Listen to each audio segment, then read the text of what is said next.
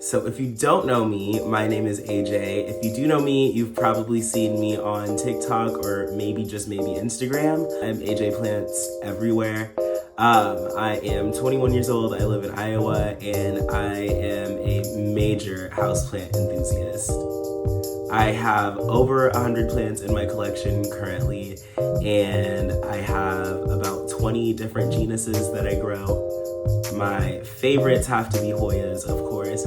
I also love Anthuriums, Tridescantias, and Philodendrons especially. I wanted to show you a couple of my favorites. I'm gonna show you some of my favorites, and then eventually I will get around to a full-length plant tour. I wanted to just share with you guys some of my top picks for now. And we're gonna start with my Hoya Ganging. Like I said, Hoyas are my absolute favorite, and this guy right here, look at the patterning on these leaves. Now, I got this plant as a 2 or 3 leaf plant, I believe. It took forever to start growing. Like, it took months for me to see even one new leaf on it, and then it would give me a new leaf here and there. And then over this winter, actually, it really just decided to take off. And as it warmed up, this one vine just kept getting longer and longer. And here's how it's looking right now. You can see it's got new leaves coming in on it as well, and they're so tiny. Like I said, this took forever to start growing, but like a lot of Hoyas do, once it did start to grow, it took off. And then I'm also seeing down here, I'm noticing this for the first time ever, you can see that tiny, this leaf, a tiny little sprout down there. Oh, there you go, you can see it. So it looks like I'm gonna actually have 2 separate vines growing on this plant, and it's on this janky setup right now where there's 2 acrylic stakes attached to each other with orchid clips. I need to get this on a circular trellis, and I also need to put it in a bigger pot, but a trellis would not fit in this tiny little 3-inch pot, and I was not about to repot it when it was just starting to give me new growth. Wasn't gonna disturb it. I did not want to risk losing this, but now that I know it's not a super picky Hoya, it just takes forever to start growing, time to upsize this pot because I'm sure the roots have just taken over at this point. And also, I'm tired of growing this thing in moss. Okay, so this guy right here, this is an Anthurium pallidiflorum guayusa.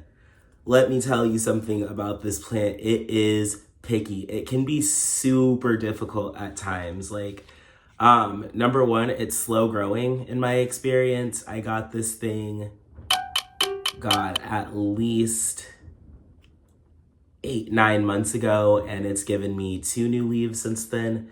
The first one, I guess the plant decided the humidity wasn't high enough because it came out all crispy. I mean, like, look at this leaf. It's crunchy. It's awful looking, honestly. I was really upset about it. I saw it starting to unfurl, and it looked pretty terrible. And as it tried to grow larger, it just got worse and worse. It was not doing well, and yeah, I left it on there. It's still green. It can still photosynthesize. I was hoping the more leaves that it had on it, the quicker it would grow a new one. I don't think that had much effect on it, however, because this new leaf that just came in many, many months later, and I can at least say that it looks really good. It's a little bit wavy, which concerns me. There's like a little bit of a dip in it. I don't know. Maybe Stop. I don't think you're supposed to do this, but I'm gonna do that. Hopefully that corrects it. I just don't want it to come out all deformed like the last one did. It was sad. As far as caring for this thing and actually keeping it alive, it doesn't really take much. I have it in a pretty chunky soilless mix, lots of vermiculite and perlite, a little bit of horticultural charcoal, and then just a little bit of leca for that extra chunkiness. The roots love it. I have it topped with sphagnum moss, which I do need to add some water to this. I do that because you can actually get the little aerial roots. There's like that little red aerial root. They'll go down into the moss, and then they'll go all the way down into the substrate, and you'll have more roots on your Anthurium. So it's really loving that. All of my anthuriums have been living their best life since I decided to add moss caps to the soil. Highly recommend it if you don't do it already. If you're just starting off with anthuriums, I do not recommend a Pallidiflorum guayusa specifically. These guys are not very tolerant of low humidity. They're not even very tolerant of higher humidity than most plants need. Oh. Hi. Hi, kitty. How are you? Nope, you're gonna bother me. You gotta go. Okay. I can't make a favorite plants video without talking about my Tradescantia mini pink. Now, this plant actually goes by several names, one of them being Tradescantia mini pink. Its official name is Tradescantia EC Trad 2011 or something like that. And it is from this continental European group of Tradescantia cultivars, and their parentage is pretty much unknown from what I've researched. This guy looks like the Tradescantia Nanook, if you guys are familiar with that one, but this is significantly smaller. As you can see, the leaf shape is a little bit more teardrop shaped and wide, and the Nanook tends to be a little bit more skinny and long shaped. These guys are also super compact. They don't get like super tall and leggy when they're grown under bright lights, where the Nanook tends to get tall no matter what. These guys don't have a lot of internodal spacing, as you can see. Oh, there's a dog hair on here. Anyways, peep the target pot. But yeah, this guy grows insanely fast for me. I grew this plant from 2 cuttings. I got 2 little cuttings of it for free in, I want to say August or September, and it's already now in April this big. It is due for another pot because those roots are just insane. And I just repotted this a couple weeks ago. So, I mean, it's just constantly growing. There's so many little branches in here now. It's insane to think about how small it was when it started. This guy right here is the Hoya Latifolia Sulawesi GPS 8867, I think. Something like that. The numbers, they confuse me. They fuck with my head. But anyways, the Hoya Latifolia Sulawesi, this guy right here is a really large-leaved variety, as are a lot of the latifolias. I mean, look at how big this leaf is. They're super round. They are in that dinner plate Hoya family. And my favorite part about them is that when the new leaves come in, they are almost black. They're so dark green. The sun stressing on these guys is incredible. And one thing that I've also found incredible is how slow they grow. Let me tell you, this thing, it doesn't really grow too much. I will say that these 2 leaves that it gave me all happened they both happened maybe within the same month. And then I think I was moving it and I accidentally broke off this growth point or did something wrong with it. So that probably had something to do with it. But now that it's growing, I see this leaf coming in. I see another leaf coming in on the other side of that node. And then I definitely see a new pair starting and other growth points that are on this plant. I think they're starting to do something. I don't know. I'll have to like check and make like progress updates or something. But I think it's doing something. It definitely just did something right here. I'm really hoping that I can at least get a couple more leaves on it throughout the spring and summer, because it is a really beautiful Hoya, and I think having large Hoyas that are large-leaved as well, like the bigger the plant with these giant leaves, like they just look incredible. And that's what I want for this guy. So I don't even care really that much about flowers on this Hoya. It'll be awesome whenever the day comes that it flowers, but that's not really what I'm here for at the moment, because I fell in love with it for these leaves. And it's just, yeah. I think if you're a Hoya collector, you should have this one, because all of the latifolias are really cool, but this one is my #1 favorite of all of them. So I also really like syngoniums. I guess I just don't grow a whole lot of them, you know. This guy is my Syngonium podophyllum mojito. It's got really, really gorgeous white and green variegation. It looks like a Syngonium albo, honestly, except it's a lot more mottled. It's speckly, it's marbly, as opposed to the albo. It's like patchy variegation. This one is more mottled. This is such a beautiful plant. It's given me this leaf, and then there's a new leaf coming in. It also gave me this really tiny one that's, honestly, it's kind of different looking, but I like it. I grew this from just a little cutting, and then there's another piece in here that's finally starting to do something. You can kind of see it's pushing out its first leaf. Really excited about that. I've been wanting this mojito to grow for a while. One thing about growing plants from cuttings, which is something that I love to do, is to grow plants from cuttings or corms or anthurium seeds or anything really small, is that it takes a little while for their roots to establish and for them to fill out a pot. And sometimes because of that, you won't see a large amount of growth or any growth at all until that happens. And that was the case with this mojito. The mother leaf is definitely yellowed just because she was the only leaf on the plant for a long time. And now that this growth point is starting to do things, she's on her way out. But she was already on her way out really before these leaves even came in. Just because this plant sat there and did nothing for so long. And honestly, I was starting to think this little piece in here without a leaf would never do anything. And they take a lot longer without a leaf on them just because there's nothing to photosynthesize yet.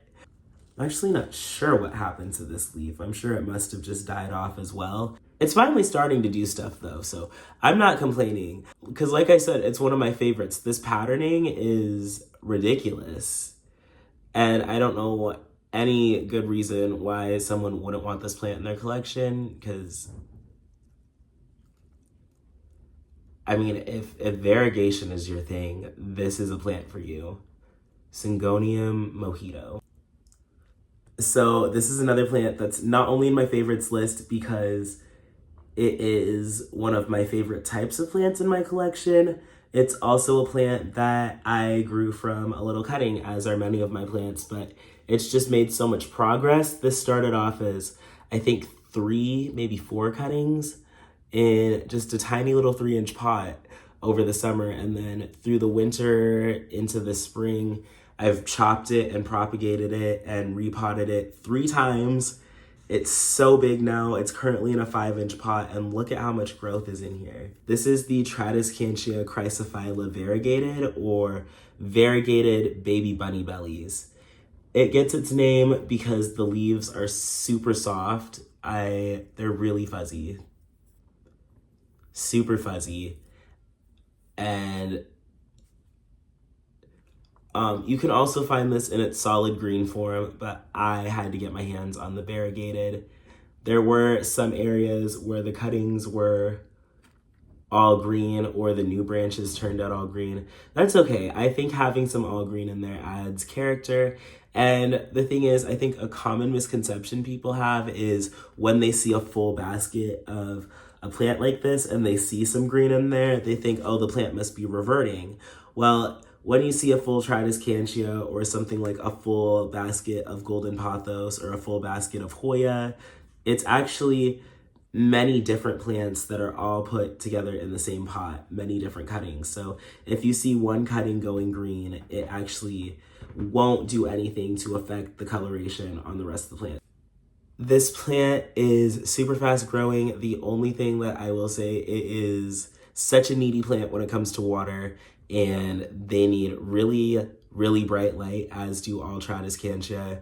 And then also with all Tradescantia, they benefit from being pruned and cut regularly. So I do a lot of chopping and propping every time I go to repot this plant. And it's definitely mother plant size now. So I gotta start cutting this plant and getting them ready to sell, because this plant is too beautiful not to share with everybody else. Okay, would you believe me if I told you that this big Anthurium crystallinum was only a one leaf plant about a year ago today. So I got this plant as a gift. Little backstory. I actually had a really large plant collection and a plant store for a bit with my ex-partner. Once that ended, I actually had to restart my plant collection entirely. And thank God I have a lot of really amazing plant friends. I got this one as a gift. This was one of the very first plants that I had in my new collection that I started last year. And it came to me with just one leaf on it. And recently it actually pushed out, I think, 8 leaves at the same time. There were 2 maybe that died off and didn't make it all the way to this stage, but all the rest of them are coming in really nicely. This one's the newest one. This one hasn't hardened off at all.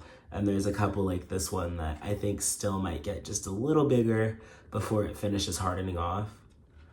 But yeah, this plant exploded with growth. There's a lot of growth points in here. It's definitely not just a single stem. It's a clump of crystallinums. I gotta get in there and separate a little bit off of this because I definitely want to sell some crystallinum at some point. But I still have to keep my big mother plant because this is so pretty. I'm just imagining how big this is gonna be in another year or 2. I can't wait for it to get flowering size because one thing that I really wanna do is make some really cool Anthurium hybrids, and crystallinum's always a good one to throw in there. There's a couple that I really wanna get to flower. That guayusa that I showed you earlier, oh, it's like peeking over in the back.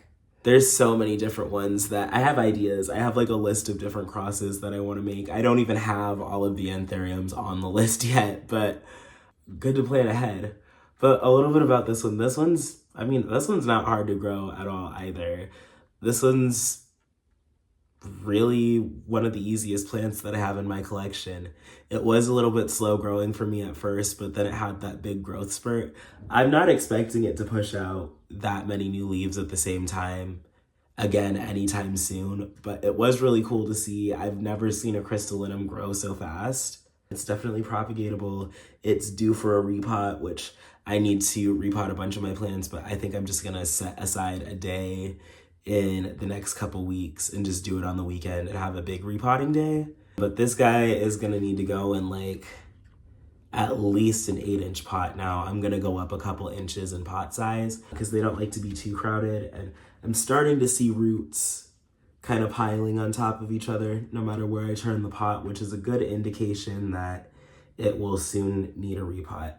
And one thing that will do is encourage the plant to continue to grow leaves that get bigger and bigger. Admittedly, I just got this Philodendron Moonlight the other day, maybe like a week and a half ago I got it. But I've had Philodendron Moonlights before in my old collection, and I had one that not quite this big, but it was just so beautiful that it was my favorite. So of course, instantly when I got this philodendron, it shot right to the top of my list of favorite philodendrons in my collection. And really the reason why I love dark foliage, but I also love really bright colors. And then I love things that are really contrasty. So anything with like Hoya variegation, I am obsessed with. Like anything like a Brazil or like a Syngonium or Monstera aurea, I love. This one in particular, the new leaves come in super bright. This one's on its way to turning green, but as you can see, there's a new leaf coming in its place. And then as they mature, they fade to this really deep emerald green, and you get this really cool contrasty effect on the plant. And yeah, that's why this is probably my favorite philodendron at the moment. Is that going to change at some point? Probably, but that's just because I'm indecisive and my favorites change like every 2-3 months. This one is such a pretty plant. It's so healthy looking, and I love that it's already a decent size, but they can get like 3 times this size. The leaves can get huge over time, so I'm excited to grow this out. It's kind of a compact plant. As you can see, there's not really much of a stem. It's more of like a nesting type philodendron, like a bird's nest type. They do kind of grow these short little stems over time, but they don't really have like the big elongated stalks that a lot of other philodendrons have. They tend to stay more compact. I currently don't have this plant in any special mix, just what the grower, my friend Shalise actually from Humboldt Houseplant sent this to me.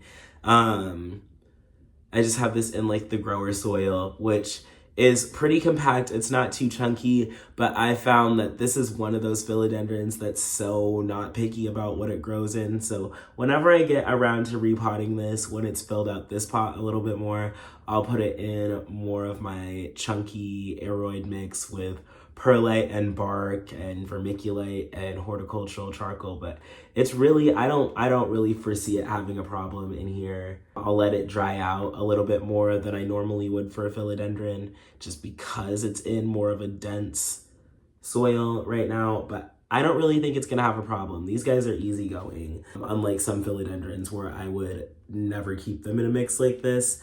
There are some plants that just don't care. This one's one of them. So we're gonna have a little Anthurium moment real quick. Oh my gosh, look at this plant.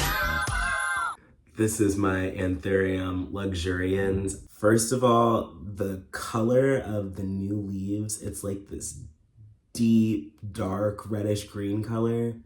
Stunning, they're glossy, they have this like ribbed 3D texturing to them. I mean, just that's beautiful. And then they fade to this deep green color over time.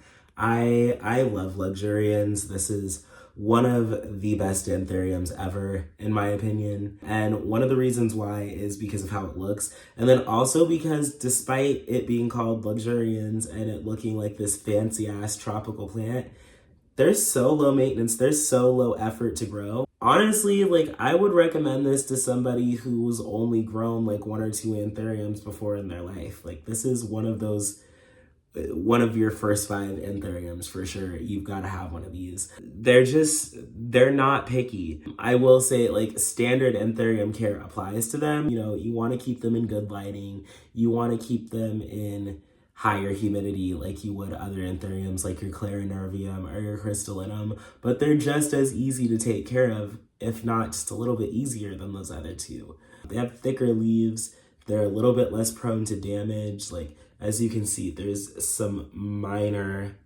damage along the leaf edge just right here, and maybe just a little scarring in the back.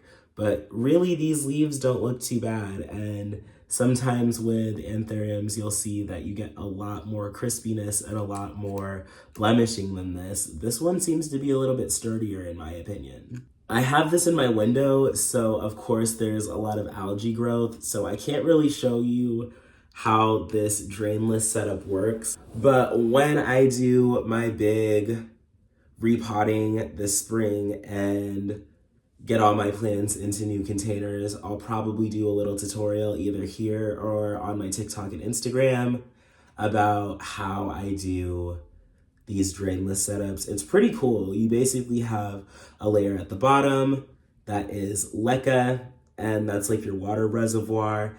My substrate of choice was, what did I even put in here? Perlite and orchid bark, and then you just top it off with sphagnum moss. And there's no drainage hole, it's just capillary action, wicking water up into the substrate, and you just make sure that there's water in the bottom pretty much at all times. I use fertilizer every time I add more water, almost every time. I think I used regular water today because I was feeling too lazy to mix more fertilizer for like 2 plants. But most of the time this thing gets fertilizer. It's loving life. Of course, by houseplant standards, this isn't really a super fast growing plant, as I've said about almost all of the anthuriums that I've talked about in any of my accounts. But it's worth the wait because every leaf you get is going to be a significant size jump from the last if given the right conditions. And it's just such a beautiful color. Okay, so before I get into this plant, I just gotta say one of the many frustrations of being a Hoya collector is that I feel like the names are constantly changing. And that's a thing with all plant genuses, but I feel like Hoyas are just the most unnecessary name changes. This plant used to be called Hoya Pockyclada, which, first of all, super easy to remember. I can remember Pockyclada. And then 2, it's fun to say Pockyclada. But recently I found out that this plant's new name is Hoya subquintupla nervus. I do not know when this happened. Why does it have to be subquintupla nervus? I don't know. It took me at least 2 weeks of rehearsing that in order to be able to pronounce it, and even longer to be able to spell it just off the top of my head, which I can now do. Round of applause for me. Thank you. But, like, girl, ... Did we really have to... That's a whole lot of syllables for a plant. Aside from that, I will say this subquintupla nervus, I can't do it. This Hoya Pockyclada, it's a beautiful plant. I love this Hoya, and I can't believe it doesn't get talked about more than it does. I guess now it never will because it is no longer fun to say. But as far as reliable, sturdy, easygoing Hoyas go, this is one of my favorites. This is one of those ones where you get it and you can rely on it to thrive. You can rely on it to recover if you forget about it for a second. It's got these big, thick leaves. They're not super glossy. They're more felt-like.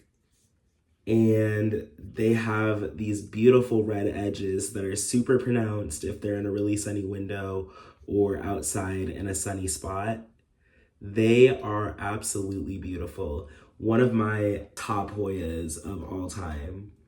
There's also variegated versions of this that are going around, and I need all of them. If there's a silver subquintupla nervus, I also need that one. I have yet to see it online, but I'm sure it's floating around somewhere in some country. I need it. I need them all. And this is a pretty bushy plant. One of my favorite things about this Hoya is that there are some that kind of give you like 1 or 2 vines and they're super long and kind of skinny. This is a really compact and bushy Hoya. This is one that you'll get multiple heads on. You'll get multiple growth points. It'll be more of a compact Hoya. This is one that I certainly recommend for a hanging basket over a trellis, even though I'm definitely always in favor of staking your Hoyas. This is one that I think is best grown hanging down. They, like all other Hoyas, I always say they don't like to dry out all the way, but this is one of the ones with the thicker leaves and the thicker stems, so it can handle it. And it has flowers that aren't super hard to grow. I'm sure that this one, given the size that it is and the rate that it's growing, I'll have flowers either this year or next. They're really beautiful, as are most Hoya flowers. In my experience, I will say they are pretty strong smelling, especially at night. So if you are sensitive to really strong, perfumey flowers, this one might be one that you either want to remove the flowers from or just skip it altogether. But if you are trying to get into Hoyas and you need some that are not going to stress you out all the time, this is one where I think it should always be in the conversation for Hoyas that you need to have in your collection. Okay, so I was gonna end it there, but I had to throw in one bonus plant, my Syngonium white butterfly. Of all of the common box store plant varieties, this is my absolute favorite plant that you could just pick up at Walmart or Lowe's or Home Depot. It's one of the most easygoing, low maintenance plants that you can possibly find. If you can grow a golden pothos, you can grow a Syngonium white butterfly. And I love the shape, I love the coloration. This like milky white color that just sits over top of this green is, it's really beautiful. You always have to take a moment, it doesn't matter how far you are in your plant journey, to appreciate the plants that are more common and easily accessible, because they are just as beautiful.